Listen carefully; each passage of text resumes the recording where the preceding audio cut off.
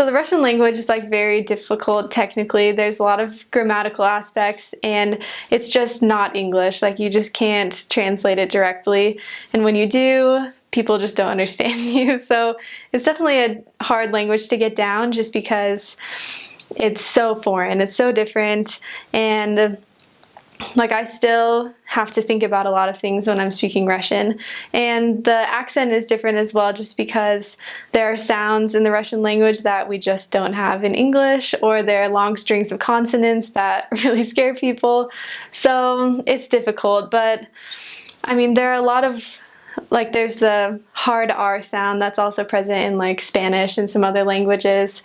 For example, like the word хорошо means like okay or good or whatever, but I don't know, some like when you're learning the language it's easy to say like хорошо or I don't know, not saying those consonants correctly.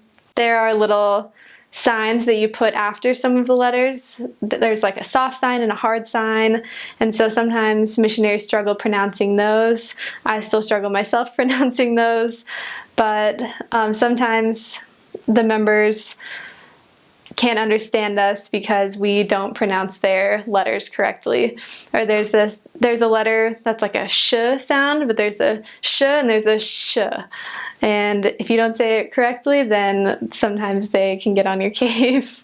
But I think they're generally very forgiving because they understand that we are learning a very difficult language, and the people are always very impressed hearing us speak Russian and knowing that we never took it in like formal schooling and that we just sort of picked it up there. They're always very impressed.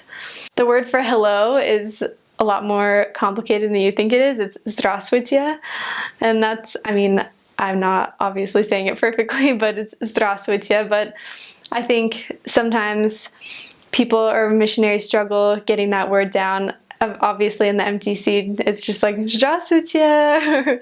I don't know, we are a little bit lazy about pronouncing all of the letters in it. Or the word for please is пожалуйста, but a lot of missionaries sort of butcher that at the beginning, just пожалуйста or пожалуйста, I don't know.